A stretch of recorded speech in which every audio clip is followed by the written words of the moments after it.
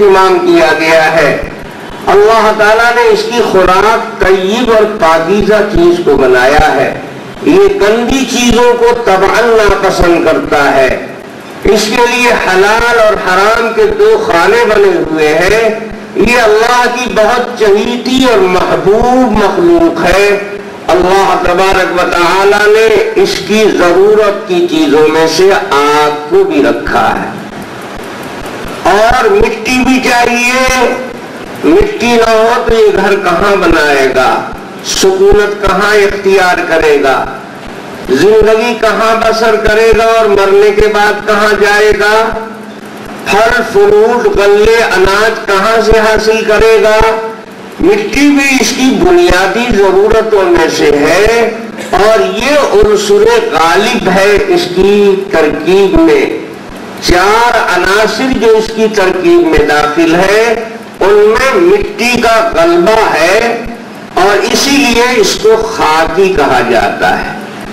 قاعدہ یہ ہے کہ جو عنصر غالب ہوتا ہے نام اسی سے رکھا جاتا ہے۔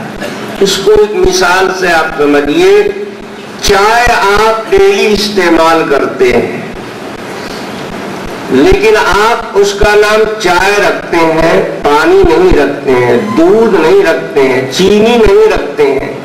حالانکہ چائے میں صرف چائے کی پتی تھوڑا ہی ہے، اس میں کچھ پانی بھی ہے، کچھ دودھ بھی ہے، کچھ شکر بھی ہے، اور کچھ چائے کی پتی بھی ہے۔ چار عنصر سے مرکب ہو کر وہ بنی ہے، لیکن پانی کا رنگ اب اس میں باقی نہیں رہ گیا ہے، دودھ کا کلر اپنی جگہ پر قائم نہیں رہ گیا ہے، اور شکر کا ڈیلا اپنی جگہ پر باقی نہیں رہ گیا ہے۔ سب تحلیل ہو گئے اور سب کا رنگ ختم ہو گیا ہے، چائے کی پتی کا رنگ غالب ہو گیا ہے۔ غلبہ اس عنصر کا ہے، اس لیے اس کا نام چائے رکھا گیا۔ کوئی یہ نہیں کہتا ہے کہ میں پانی پی کر آیا ہوں، میں دودھ پی کر آیا ہوں، میں شکر کھا کر آیا ہوں، نہیں، سب کہتے ہیں کہ چائے پی ہے، حالانکہ پیا ہے اس نے شکر بھی، دودھ بھی، پانی بھی اور چائے بھی، لیکن غلبہ ہے کیونکہ چائے کا، اس لیے نام اس کا پڑ گیا چائے۔ اسی طرح سے چار عناصر انسان کی ترکیب میں ہے، لیکن عنصر غالب ہے مٹی، اس لیے اس کو کہا گیا خاکی۔ یہ مٹی سے بنا ہوا ہے، اور سارے انسان بلا استثناء مٹی سے بنائے گئے ہیں۔ یہ سمجھنا بہت بڑی بھول اور غلطی ہے کہ اللہ کے مقدس اور محبوب بندے کسی اور چیز سے بنائے گئے ہیں اور عام انسان کسی اور چیز سے بنایا گیا ہے۔ اللہ تبارک و تعالی نے سب سے پہلے پیغمبر حضرت آدم علیہ السلام ان کے بارے میں فرمایا خلقہ من تراب، ہم نے آدم علیہ السلام کو بنایا ہے مٹی سے۔ معلوم ہوا کہ انبیاء بھی مٹی ہی سے بنائے جاتے ہیں، کسی اور دھات سے اور کسی اور عنصر سے اللہ تبارک و تعالی انہیں نہیں پیدا کرتا ہے۔ اور خوب اچھی طرح یاد رکھیے کہ یہ کوئی اختلافی مسئلہ نہیں ہے۔ بہت سے احمق اور نادان لوگ یہ پروپیگنڈا کرتے ہیں کہ مولانا طاہر صاحب جہاں جاتے ہیں وہاں اختلاف ہوتا ہے۔ یہ لوگ احمقوں کی جنت میں رہتے ہیں۔ جہاں اختلاف ہوتا ہے وہاں مولانا طاہر جاتے ہیں، جہاں جاتے ہیں وہاں اختلاف نہیں ہوتا ہے۔ اختلاف پہلے سے ہوتا ہے، بیماری پہلے سے ہوتی ہے، دوا وہاں بعد میں پہنچتی ہے۔ میں تو دوا کے طور پر استعمال کیا جاتا ہوں، صحت کی حالت میں کون مجھے یاد کرتا ہے؟ میرے اوپر اپنوں کا احسان کم ہے، غیروں کا احسان زیادہ ہے۔ صحت کا احسان کم ہے، بیماری کا احسان زیادہ ہے۔ لوگ بیمار پڑتے ہیں تب مجھے یاد کرتے ہیں۔ معلوم ہوا کہ بیماری پہلے سے ہوتی ہے، جھگڑا پہلے سے ہوتا ہے، میں وہاں بعد میں بلایا جاتا ہوں۔ لیکن لوگوں کی سمجھ اتنی الٹی ہے، اور نیک لوگ الٹی ہی سمجھ کے ہو ہی گئے ہیں آج کل۔ آج کل نیکی اور بیوقوفی دونوں کے معنی ڈکشنری میں ایک بن گئے ہیں. جو جتنا بڑا احمق اور بیوقوف ہو وہ اتنا ہی بڑا بزرگ ہو جاتا ہے. میرے بھائیوں، میرے بزرگوں، سمجھنے کی ضرورت ہے. میں جو بات کہتا ہوں وہ اختلافی نہیں ہوتی ہے، میں اتفاقی بات کرتا ہوں. تمام علماء کا اور سارے اہل علم کا متفق علیہ فیصلہ ہے کہ انبیاء علیہم السلام مٹی سے بنائے جاتے ہیں اور خاکی مخلوق میں سے، انسان میں سے ہوتے ہیں. اب میں کتنے علماء کی باتیں نقل کروں، بہت ساری باتیں نقل کروں تو سارا بیان نقل میں ختم ہو جائے گا.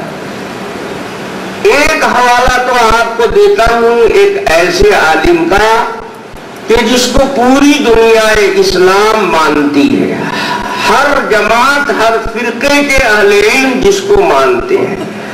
حضرت علامہ محمود آلوسی رحمت اللہ علیہ، جو حنفی عالم تھے اور بغداد کے مفتی تھے، جو خواجہ صاحب کا شہر ہے، غوث الاعظم کا جو شہر ہے، وہاں کے مفتی اعظم تھے اور حنفی مسلک کے تھے. انہوں نے ایک تفسیر لکھی ہے جو پوری دنیا اسلام میں پڑھی جاتی ہے اور تمام اہل علم اس کو تسلیم کرتے ہیں. وہ اپنی تفسیر کے اندر لقد من اللہ علی المؤمنین اذ بعث فیہم رسولا من انفسہم کے تحت لکھتے ہیں کہ رسولا من انفسہم اللہ نے فرمایا ہے نبی کا انسانوں میں سے ہونا یہ نص قطعی سے ثابت ہے اور اس مسئلے میں کوئی اختلاف نہیں ہے. حتیٰ کہ کوئی نبی کے انسان ہونے میں شبہ بھی کر دے، انکار نہ کرے، صرف شبہ کر دے تو وہ مسلمان نہیں رہتا ہے، کافر ہو جاتا ہے.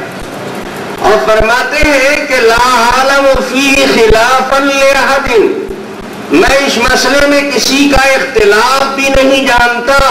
یہ مسئلہ اتنا متفق علیہ ہے کہ کسی صاحب علم کا اس میں کوئی ادنا سا اختلاف بھی نہیں ہے.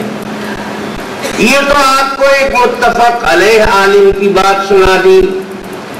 اب ایک ایسی جماعت کے سربراہ کی بات سن لیجئے کہ جن کے لوگ آج کل اختلاف کرنے لگے ہیں، جو روڈ چھاپ مولوی ہیں، وہ اپنے بڑوں کی بھی بات نہیں مانتے ہیں. مولانا احمد رضا خان صاحب بریلوی نے اپنی کتاب السنت الانیقہ فی الفتاوی الافریقہ اس کے صفحہ 37 پر ایک حدیث نقل کرتے ہیں. فرماتے ہیں کہ خطیب بغدادی محدث نے اپنی کتاب المتفق والمفترق میں حضرت ابو ہریرہ رضی اللہ تعالی عنہ سے یہ حدیث نقل فرمائی ہے کہ جناب سرور کائنات صلی اللہ علیہ وسلم نے ارشاد فرمایا خلقت انا وابو بکر وعمر من تربۃ واحدہ وفیہا نطفا.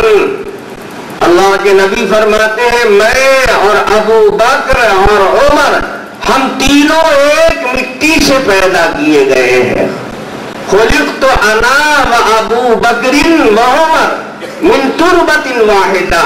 عربی بھی حدیث کے الفاظ ہے اور اردو احمد رضا خان صاحب کے ترجمے کے الفاظ ہیں.